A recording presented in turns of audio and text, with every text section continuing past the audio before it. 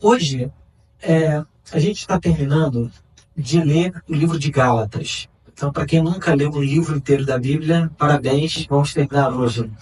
Tá bom? O livro de Gálatas. Até aqui, só para fazer um breve resumo, nós ouvimos o apóstolo Paulo falando sobre o Evangelho e um outro Evangelho que estava surgindo, que estava diminuindo o Evangelho. Eram os judeus que estavam dizendo, para você ser salvo, para você andar com Deus, você tem que crer em Jesus e fazer a circuncisão, guardar sábados, guardar festas. E Paulo vai dizer o seguinte, olha, isso daí, vocês estão diluindo o Evangelho, vocês estão acrescentando alguma coisa ao Evangelho, que na verdade vocês, fazendo isso, vocês perdem o Evangelho. Então, o Evangelho mais alguma coisa é uma diminuição do Evangelho. O Evangelho é suficiente. E é sobre isso que Paulo está falando. Na semana passada nós ouvimos e conversamos aqui sobre as duas naturezas que guiam o ser humano, aquilo que Paulo chama de uma epitomia, uma natureza, digamos assim, voltada e dominada para a morte, e uma natureza de vida que é o Espírito de Deus. Então Paulo diz que existem essas duas naturezas que conduzem a nossa vida. Hoje, o texto que a gente vai ler é Gálatas capítulo 6, do verso 1 ao verso 18, e a gente termina o livro. Mas antes da gente ir para a leitura do texto bíblico, eu queria fazer uma pergunta para você responder aí com você na sua consciência. Que tipo de vida você está construindo?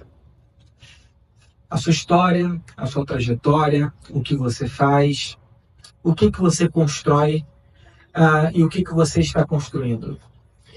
Uma segunda pergunta seria, essa vida que você está construindo faz com que você se torne que tipo de gente?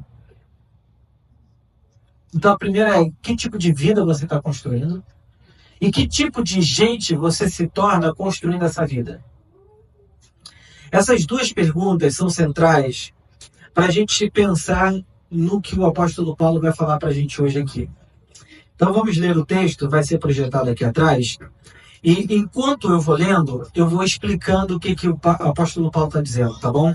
Então a gente vai fazendo algumas pausas durante a leitura.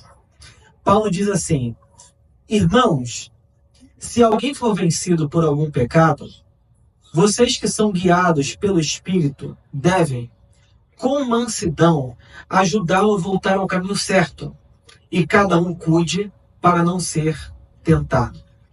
O apóstolo Paulo está falando aqui que não é que a gente tem que ficar agora olhando para a vida de todo mundo para ver quem errou em alguma coisa e ficar assim meio que como vigia, como um abelhudo que fica vigiando a vida dos outros para ver quem está acertando e quem está errando. Não é disso que Paulo está falando, até porque a mesma Bíblia diz que o amor cobre uma multidão de pecados. A nossa capacidade de amar cobre uma multidão de pecados. O que Paulo está falando aqui é que a gente, na realidade, tem que olhar com um cuidado enorme para aquela pessoa, como o apóstolo Paulo vai mostrar, que está profundamente mergulhada numa coisa que é danosa para a sua vida, que é destrutiva para ela mesma. Então, Paulo, ele está falando sobre um hábito, um comportamento que a pessoa tem, que essa pessoa não vai conseguir se livrar desse hábito sem uma intervenção externa. Isso é, os cristãos, eles não devem ser rápidos em criticar e, ao mesmo tempo, não devem também ser indiferentes em ajudar quem está precisando. Por isso que ele diz o seguinte, olha, se alguém for vencido em algum pecado, vocês que são guiados pelo Espírito devem com mansidão ajudá-lo a voltar ao caminho certo. E cada um cuide para não ser tentado. Então a lógica do apóstolo Paulo aqui é de uma comunidade onde um ajuda o outro com mansidão e reconhecendo que você também pode ser tentado, ajudar o outro a não se destruir, a não entrar num caminho danoso. É óbvio que nós estamos lendo um texto que foi escrito há praticamente 2000 anos atrás, né? E nesse tempo, obviamente, diferente do mundo atual, que existem psicoterapias, alcoólicos anônimos, narcóticos anônimos, grupos de psicoterapia, uma série de ferramentas sociais que podem ajudar a pessoa a tratar certas questões que são dela e que ela vai precisar de ajuda para tratar essas coisas. Então, o que Paulo está dizendo aqui não é para a gente ser rápido em julgar ou do tipo assim, vou fazer fofoca com a vida de todo mundo. Não é esse tipo de coisa que Paulo está falando, até porque a gente sabe que tem uma outra carta à igreja de Corinto em que isso estava acontecendo, fofoca da vida de todo mundo. E Paulo está dizendo o seguinte, vocês são cristãos abelhudos que ficam se metendo na vida de todo mundo. Parem com isso.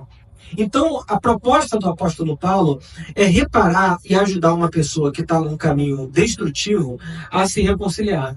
Até porque se a gente for levar em conta o que Jesus diz em Mateus capítulo 18, ele diz o seguinte, se alguém pecar, você vai tentar se conciliar com o seu irmão. Se ele aceitar essa conciliação, essa ajuda, está resolvido ali. Se ele não aceitar, leve 2 pessoas. Se não aceitar, leve a comunidade. Então, há todo um processo para tratar de uma vida de uma pessoa que está num caminho autodestrutivo. Aqui na Viva, eu recomendo, obviamente, e a todo mundo, que se você estiver passando por algum desafio na sua vida pessoal, vocês podem conversar comigo, por exemplo. Né? Como pastor, a gente faz isso o tempo todo, conversa com pessoas, ajuda pessoas na sua caminhada. Mas também é importante a gente não sair pegando a nossa vida privada e tornando ela pública e falando para todo mundo da nossa vida privada, e com isso você vai se destruindo ou estragando a sua história, a sua reputação à toa, né? Então não saia falando para todo mundo, proteja o seu coração e converse em ambientes altamente seguros. Porque é muito importante que a nossa vida esteja sendo cuidada. Então tem muita gente, por exemplo, que na primeira crise de um relacionamento sai contando para todo mundo. Que na primeira crise, sei lá, financeira sai expondo para todo mundo. Esse tipo de vida sem borda, como a gente fala em psicanálise, né? Uma vida que tudo transborda o tempo todo, é uma vida que vai adoecer todo mundo que está ao seu redor. Então são aquelas pessoas que qualquer incômodo, desconforto, reclamam, colocam tudo para fora, jogam tudo para o outro, como se o outro fosse responsável por, inclusive, resolver a nossa vida. E não é. Mesmo num casamento, mesmo num relacionamento, o outro não tem a responsabilidade de fazer esse papel que na infância pai e mãe faz. Nós somos responsáveis pela nossa própria vida. Então isso é muito importante porque a reputação de todos na comunidade deve ser protegida em segurança. Afinal de contas, estamos tratando de uma questão pontual e não da pessoa. Do tipo assim, uma coisa é a gente tratar um aspecto da vida da pessoa, mas a gente nunca pode confundir aquele aspecto com o todo daquela pessoa. Tem gente que diz, você é isso. Não. Você pode dizer, eu fiz isso, eu faço isso, eu tenho esse hábito, eu tenho aquele hábito, mas reduzir a vida de uma pessoa como um todo ao que ela faz é um reducionismo. Porque ninguém é uma coisa só.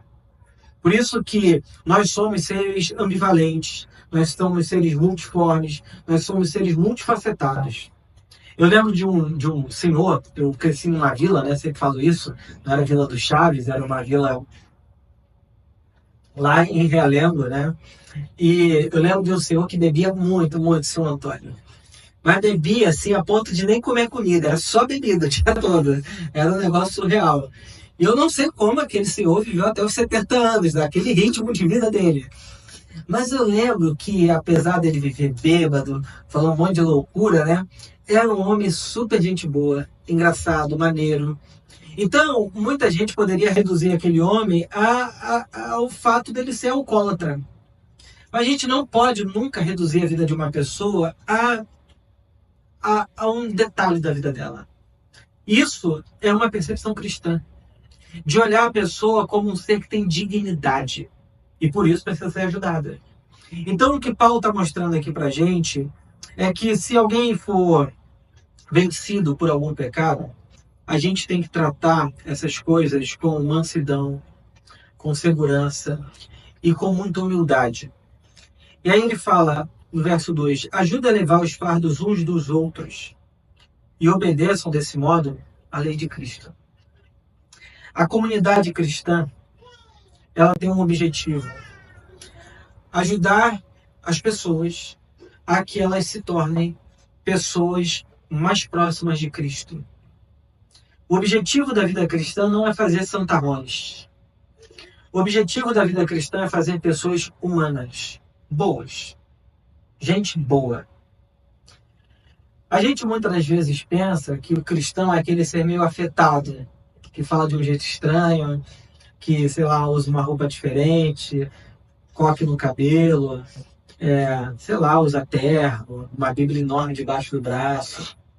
Mas, de fato, o que Cristo faz com a gente é nos tornar humanos de verdade. O projeto de Deus é a nossa humanidade redimida, restaurada. Então, o que Paulo está falando aqui é uma coisa muito interessante.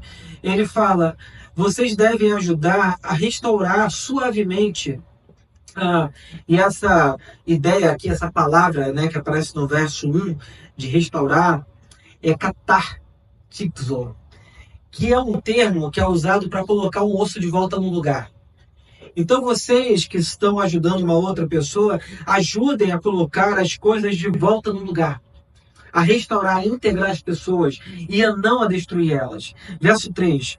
Se vocês se consideram importantes demais para ajudar os outros, olha o que Paulo está falando, que tem gente que se acha demais, diz assim, eu não vou me envolver com tal pessoa, não vou ajudar ninguém. Aí Paulo fala, estão apenas enganando a si mesmos. Cada um preste muita atenção em seu trabalho, pois então terá a satisfação de havê-lo feito bem e não precisará se comparar com os outros. O C.S. Lewis, que é um autor cristão muito importante, escreveu as Crônicas de Nárnia, ele diz o seguinte no livro Cristianismo Puro e Simples. O cristianismo não é uma fé de gente abelhuda, do tipo assim, que gosta de se meter na vida dos outros à torta direita. Tem gente que adora resolver o problema do Brasil, dos Estados Unidos, do Rio de Janeiro. A pessoa está o tempo todo ocupada de resolver o mundo. Eu sei como é que resolve o Brasil, mas ela não consegue arrumar nem a cama dela. Ela sabe como é que resolve a economia de um país extremamente complexo, mas ela não vai a casa. Estou pegando exemplos esdrúxulos, simples, para mostrar como que muitas vezes a gente fica ocupado demais com coisas que a gente não tem gerência real, que a gente não tem o poder de resolver aquela situação de maneira real. Então, a vida cristã é um convite, como Paulo diz aqui no verso 4, cada um presta muita atenção em seu trabalho, em sua vida, na maneira como você conduz a sua própria história. Por isso que eu acho que um princípio importante para nós, que nesse pequeno verso a gente pode pensar, é que nós devemos estar focados naquilo que a gente tem que fazer no nosso trabalho, cuidando do nosso metro quadrado e daquilo que nós temos realmente gerência. Comparação só desgasta. E, cara, a gente vive num tempo disso aqui, ó. Rede social. Se alguém aqui empreende alguma área, ou já empreendeu, sabe quanto é desgastante você fazer uma coisa dar certo. É difícil, demora, dá trabalho, você tem que aprender uma série de habilidades e competências novas. Mas você está começando e de repente você vê alguém que está dando super certo. Eu tenho um amigo, o Pedro, ele ficou assim multimilionário hoje, né? Muito rico, trabalhando com rede social. Ih, Naná deve ter amarrado o Lidiane lá. Presa lá no teto. Não precisa ver, ó. A Lidiane não vai cuidar. Lidiane chegar lá amarrada no teto, tá? Meu Deus, pra que falar isso? Enfim. O meu amigo Pedro. E aí eu fui para Alphaville, em São Paulo, e encontrei com ele, né? Pra gente almoçar junto e tal.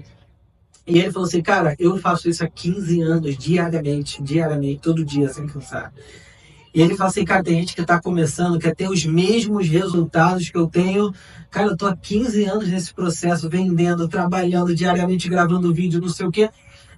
E isso é muito interessante, porque nesse tempo de pressa, a gente está o tempo todo se comparando com quem já chegou lá muito longe. E sem perceber que o processo da vida real geralmente é lento, não é rápido as coisas.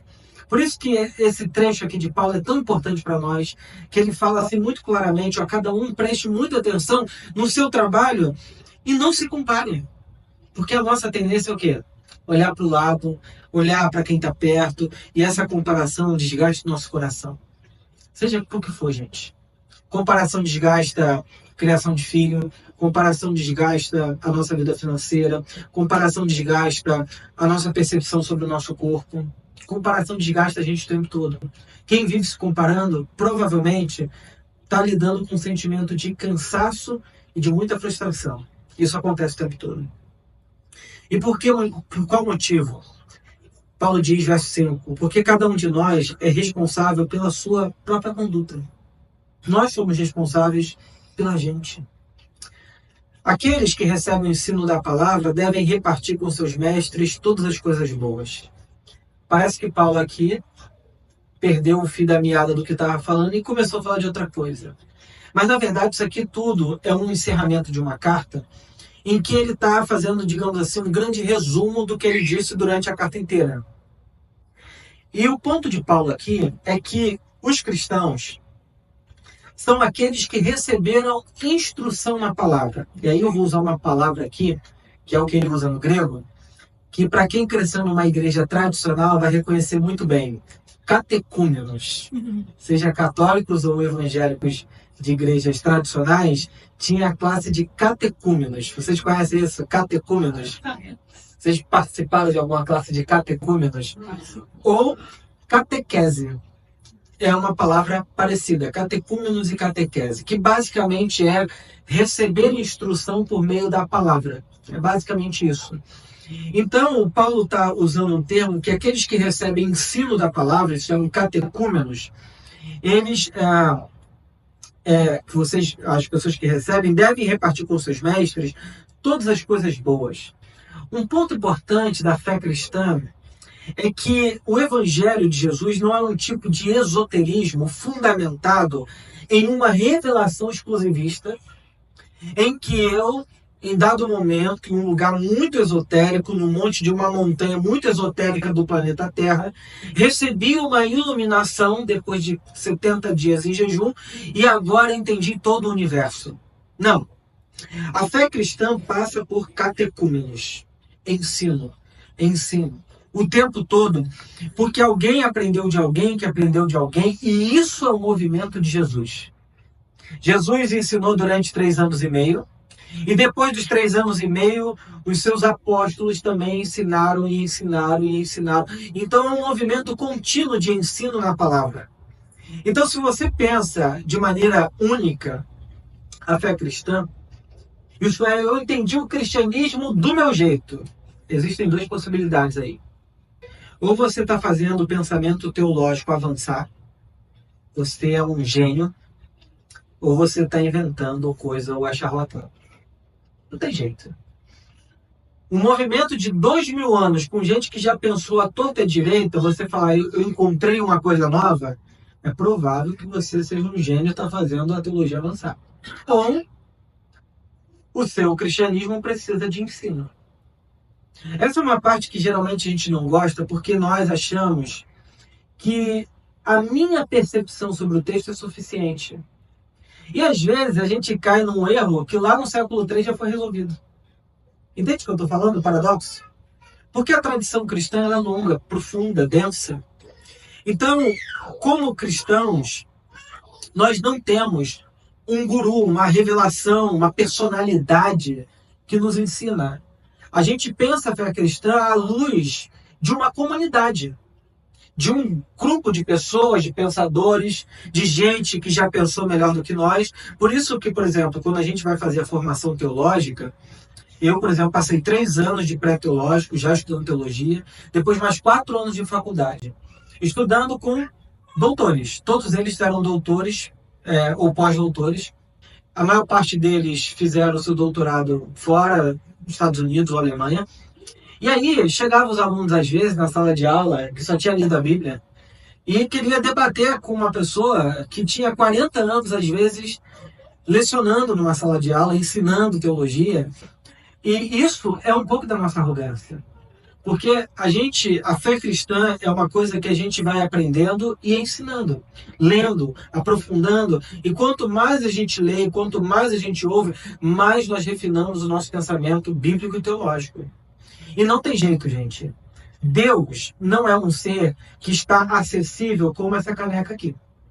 Essa caneca eu posso pegar, virar, olhar embaixo, olhar de cima e falar: bom, essa caneca é assim. Deus é uma percepção que passou pela experiência de homens e mulheres que se relacionaram com ele. E escreveram essa história, primeiro na Bíblia e depois na tradição da igreja. Então a gente lê a Bíblia com a tradição de um lado, com a experiência pessoal do outro, com a criação do outro lado. Então existe uma série de elementos que me fazem chegar no texto. Mas toda a percepção de Deus, toda a percepção do Evangelho passa por esse ensino. E no verso 6, Paulo diz que, além do ensino e da instrução na palavra, Paulo diz que quem recebe o ensino deve repartir com seus mestres todas as coisas boas. E o ponto que Paulo está dizendo aqui é literalmente financeiro. Paulo escrevia as cartas, Paulo plantava as igrejas, e ele pedia, obviamente, que essas igrejas compartilhassem com os apóstolos e com os órfãos e viúvas da igreja o seu recurso financeiro para sustentar aquela igreja e o trabalho missionário. A gente não pensa nisso, mas vocês imaginam que para escrever uma carta no primeiro século era uma coisa muito cara. Os papiros, os textos eram extremamente caros. É um processo, quem sabe como é que faz um papiro, é um processo longo de dissecagem ou de tecido de animal, de couro de animal, e aí a pessoa corta aquilo e escreve um texto, é uma das formas, ou algumas plantas que são molhadas e passam por todo um processo até aquilo se tornar um papiro. É um processo longo, caro, poucas pessoas sabiam escrever. Então, quando Paulo escreve uma carta às igrejas da Galácia, isso era muito bem preservado e muito bem cuidado. Até hoje, por exemplo, tem arqueólogos que estão no Oriente Médio, em Israel, e de repente descobrem um texto preservado de 2000 anos atrás. Porque essa era uma coisa muito importante, né? Então, Paulo está dizendo que os alunos, no caso aqui, devem partilhar os seus dons financeiros com seus professores. E aí o Tim Keller, comentando esse texto, que foi um pastor em Nova York, ele diz assim: devemos doar generosamente às equipes de funcionários das nossas igrejas. Não devemos ser consumidores que venham a uma igreja e simplesmente saqueiam os benefícios dela, sem fazer doações significativas a essa igreja. Mas essa doação deve ser acompanhada pela atitude correta. O ensino cristão não é apenas mais um serviço a ser pago, mas uma rica comunhão e partilha mútua dos dons de Deus. Isso é comunidade. E aqui pode parecer que eu estou advogando em causa própria, mas esse é o pensamento cristão. A comunidade cristã funciona assim. Os pastores se dedicam para estudar, para oferecer o melhor da teologia, do evangelho, de maneira clara, que todos compreendam.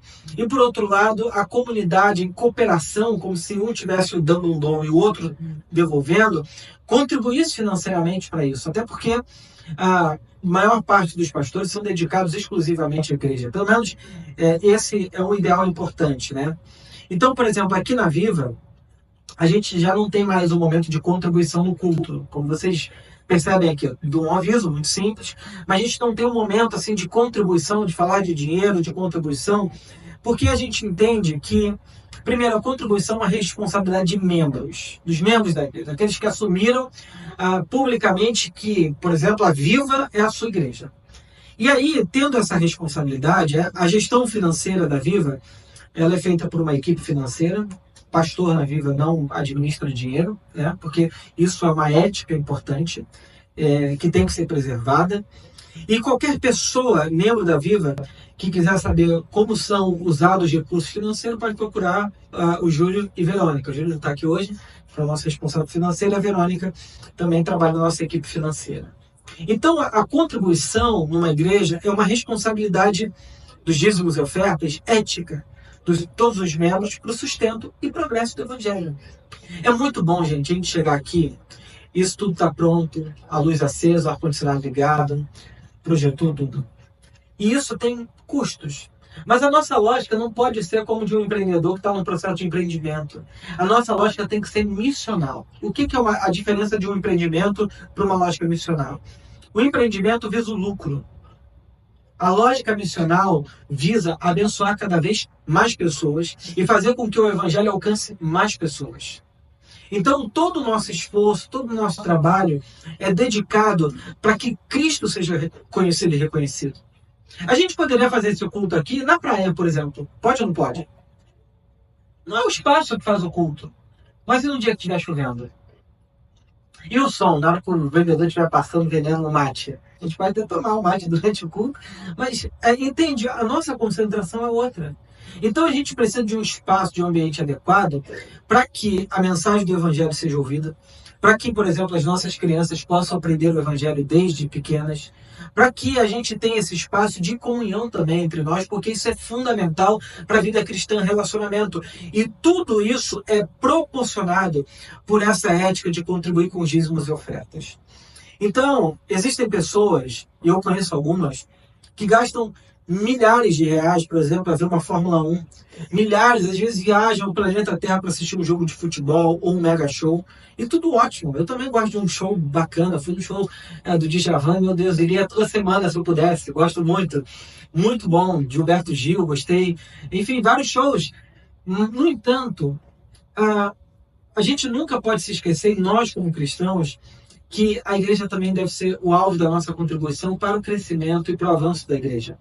Tudo é essa troca que Paulo nos ensina a partir do Evangelho. Por outro lado, nós aqui na igreja devemos estar comprometidos, por exemplo, de ser o guardião do Evangelho da comunidade. Essa é uma função pastoral importante, de ensinar o Evangelho com clareza. Por isso, gente, que há uma dedicação, por exemplo, da minha parte muito grande de pregar domingo. Segunda-feira eu estou na Casa Viva conversando, explicando o Evangelho. Terça-feira eu estou na Casa Viva ensinando, explicando o Evangelho. Quarta-feira, Casa Viva ensinando, explicando o Evangelho. Quinta-feira dou aulas de teologia. Além das várias conversas que eu tenho durante a semana com pessoas e pessoas e pessoas. Por quê? O meu trabalho, o meu objetivo é que essas pessoas tenham um encontro pessoal com Jesus e cresçam nesse Evangelho. Então, isso tudo é um zelo enorme com a comunidade de fé. Além de administrar, gerir, além de tratar tudo com muita excelência, isso tudo é parte da vida cristã. Verso 7. Não se deixe enganar. Eu já estou terminando, tá, gente? Não se deixe enganar. Meu tablet está me enganando aqui. Paulo agora vai dizer o seguinte, olha, cuidado. Ninguém pode zombar de Deus. Isso não trate a Deus levianamente. Ele fala, a pessoa sempre colherá aquilo que semear. Uma frase forte. E Paulo aqui não está ameaçando a igreja, do tipo, cuidado. O que você faz vai ter a lei da atração, ou lei da, sei lá, como é que é o nome que dá para isso? Ação e consequência. Paulo não está ameaçando a igreja, mas ele está usando uma expressão que é conhecida por toda a humanidade, que é a lei da semeadura. Tudo que você planta, você colhe. Paulo diz, tudo que o homem plantar, isso ele também colherá. Quem planta mamão, nem sei se mamão se planta, mas vou botar que planta aqui, meu exemplo vai estar plantado. Quem planta mamão não pode esperar colher maçã. Então o que Paulo está dizendo é o seguinte, nunca é a colheita que determina a colheita, mas é a nossa semeadura. Isso significa que aquilo que a gente semeia é o que nós vamos receber. E ele continua dizendo o seguinte, que existem dois tipos de semeadura. Ele diz, quem vive apenas para satisfazer a natureza humana, colherá dessa natureza ruína e morte. Mas quem vive para agradar o Espírito, colherá do Espírito a vida eterna. Portanto, não nos cansemos de fazer o bem. No tempo certo, teremos uma colheita de bênção, se não desistirmos. Por isso, sempre que tivermos oportunidade, façamos o bem a todos, especialmente aos da família da fé. Nesse ponto aqui, nesse versículo, eu tive que no momento do estudo, falar assim, deixa eu dar um passo atrás para pensar um pouco mais profundamente nisso aqui. A Bíblia, em Eclesiastes 7,15, diz que assim, nessa minha vida sem sentido, eu já vi de tudo. Um justo que morre apesar da sua justiça, e um ímpio cuja vida se prolonga mesmo na sua impiedade. O que eu quero dizer? Eu posso ler o texto de Gálatas e pensar o seguinte, tudo que eu estou colhendo na minha vida hoje é porque eu plantei lá atrás.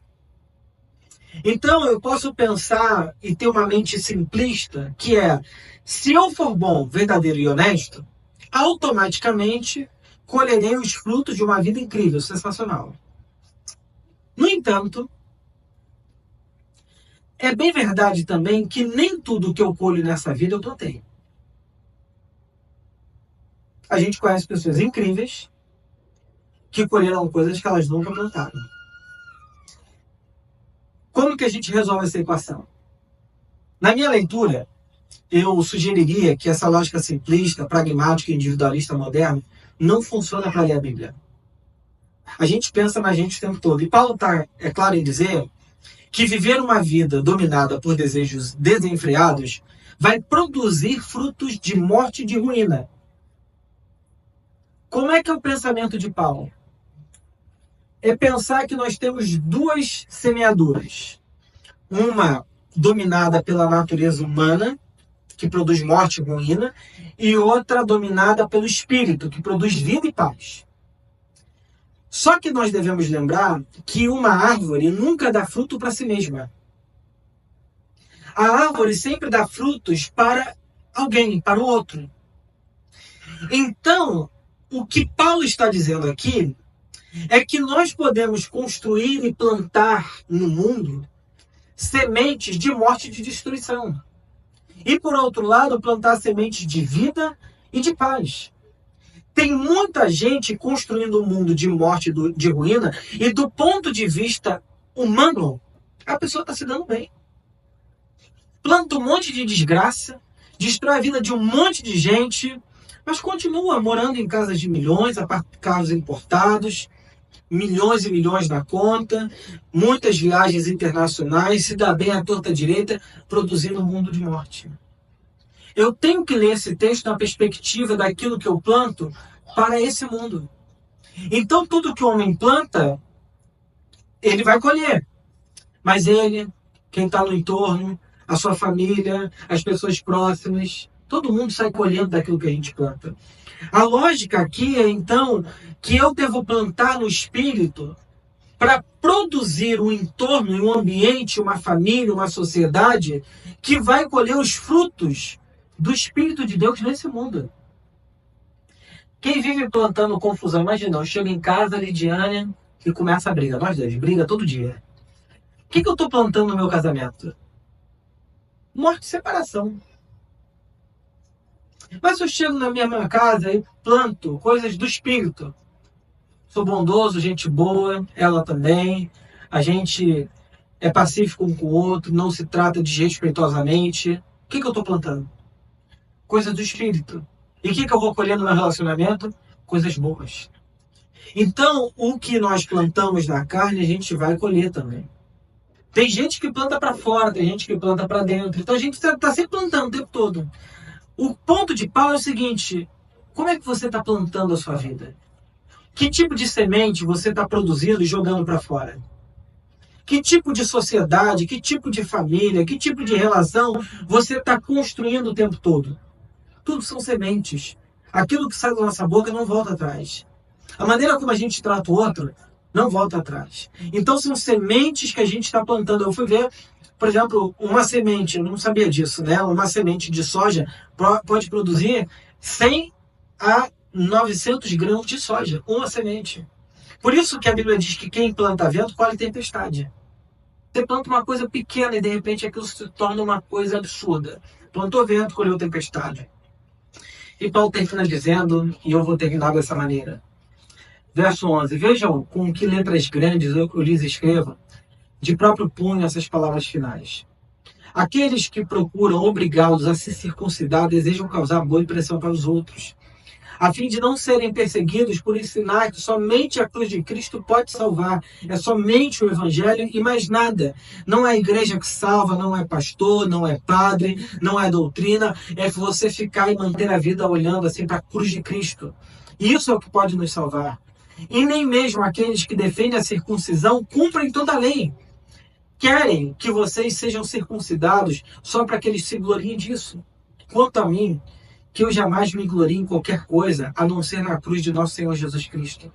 Por causa dessa cruz, meu interesse nesse mundo foi crucificado e o interesse do mundo em mim também morreu. Não importa se fomos circuncidados ou não. O que importa é que fomos transformados em nova criação. Esse é o ponto central. Eu me tornar uma nova criatura em Cristo.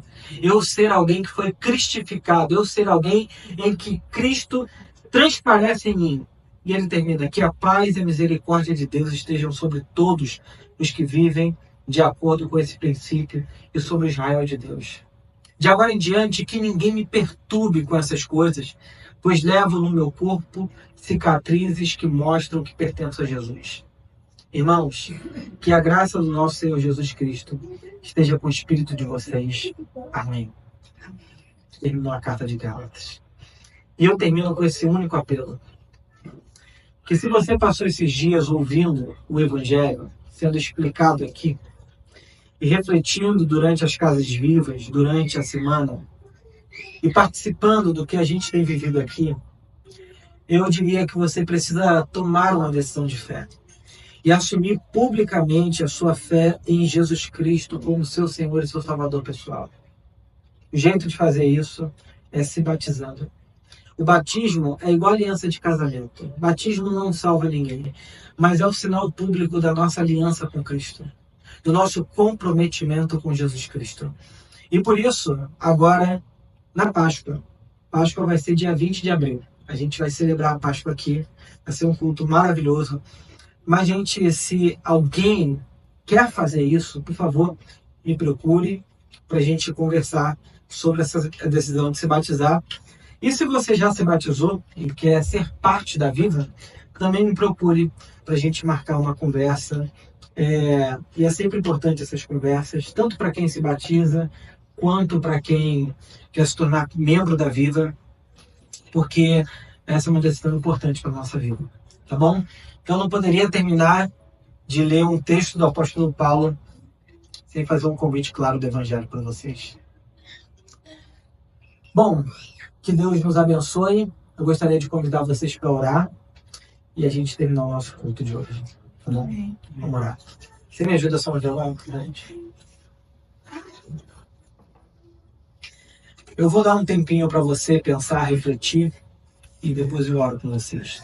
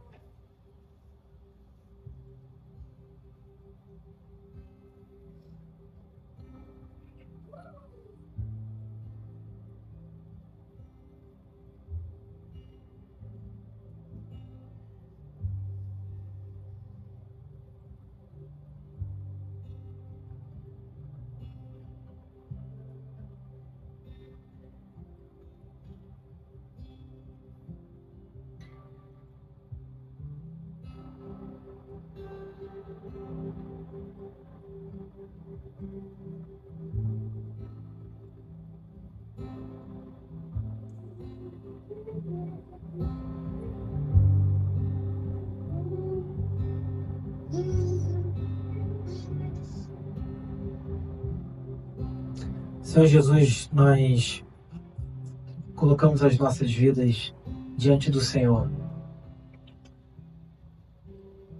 Hoje nós terminamos de ler essa carta magnífica do apóstolo Paulo. E eu oro, Senhor, a Ti que o som de nosso coração e mente,